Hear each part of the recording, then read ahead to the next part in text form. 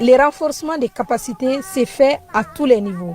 Les autorités militaires passent à la vitesse supérieure. La toute première unité cynotechnique de l'armée de l'air est désormais opérationnelle.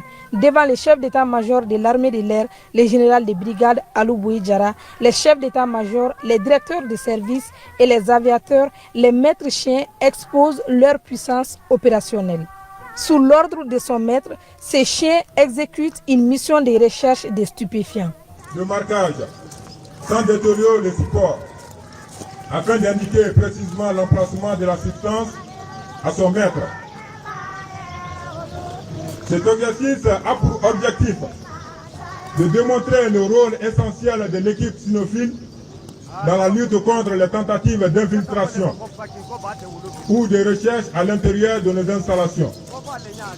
Comme vous pouvez le constater, les chiens en train de renifler les différents sacs. Une fois qu'il va déceler l'odeur recherchée, il va adopter un comportement passif, montrant à son maître où se trouve le produit. Il est en train de renifler les sacs. Il passe un en un les sacs. Il continue, la recherche continue. La recherche continue jusqu'à présent. Et comme vous pouvez le constater, c'est probable que le produit se trouve dans ce sac.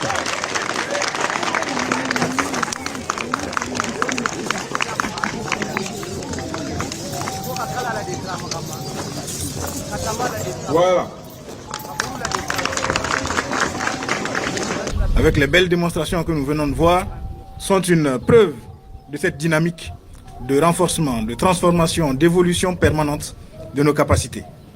Nous venons de voir aujourd'hui l'acquisition d'une capacité supplémentaire au profit de l'armée de l'air. Il s'agit de la capacité cynotechnique qui, en seulement 6 mois, nous a permis d'obtenir des résultats remarquables. C'est une fierté pour moi en tant que chef d'état-major de l'armée de l'air de voir la réussite de cette initiative commune que nous avons tous voulu, que nous avons accompagnée, que nous avons développée et que nous mettons en œuvre aujourd'hui. Pour combattre définitivement le terrorisme, la hiérarchie militaire déploie d'énormes efforts. Ces chiens formés combattront aux côtés des hommes en toute sécurité. Les maîtres chiens ont été formés par une structure entièrement malienne. Les 4 premiers stagiaires se sont distingués par leur travail acharné tout au long de la formation et ont reçu des attestations de reconnaissance. Les maîtres chiens, ils ne sont pas là pour faire joli. Ils sont là pour exécuter des missions d'une importance capitale pour la protection et la défense des installations militaires, de nos aéronefs, de nos équipages, de nos personnels en général, pour assurer l'intégrité de nos missions, pour s'assurer que l'armée de l'air, que les aviateurs puissent continuer d'accomplir leur mission en toute sécurité. Entre le maître et son chien, une véritable complicité s'est créée, ce qui constitue un gage d'efficacité et de confiance dans toutes les missions qui leur seront confiées.